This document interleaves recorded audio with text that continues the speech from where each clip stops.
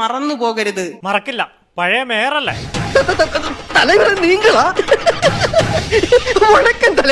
ഒരിക്കലും മറക്കരുത്.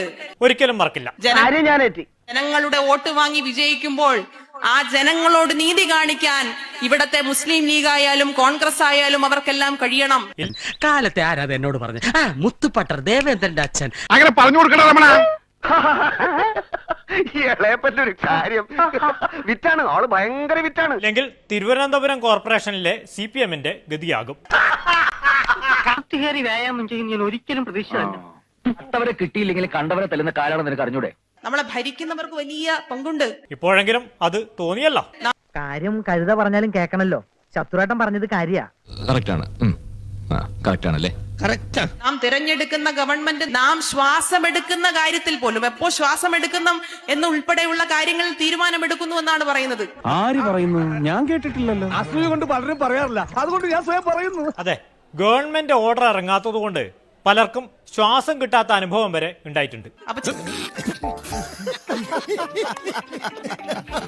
ചിലര് ചിരിക്കും. എന്തിനു ചിരിക്കണം? ശ്വാസം എടുക്കുന്ന കാര്യത്തിൽ എങ്ങനെയാ വേറൊരാൾക്ക് തീരുമാനിക്കാൻ പറ്റുക? വിവരമില്ലാഞ്ഞിട്ടാണ്. എങ്ങനെ? അതൊരു പോരായ്മ തന്നെയാണ്.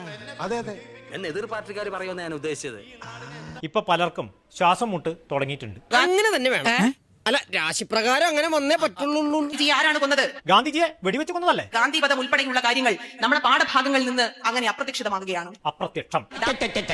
അറിയില്ല, നാക്കും മുടിക്കില്ല. ഡാർവിന്റെ പരിണാമ സിദ്ധാന്തം പാഠപുസ്തകങ്ങളിൽ നിന്ന് അപ്രത്യക്ഷിതമാകുകയാണ്. അപ്രത്യക്ഷമാകുകയാണ്.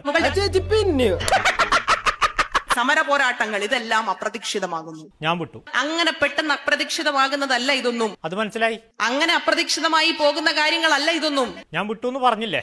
എന്റെ തലയ്ക്ക് മുകളിൽ ഒന്നുമില്ല, തലയ്ക്കുള്ളിലും ഒന്നുമില്ല. ഇതൊരു വലിയ സംഭവം അല്ലേ?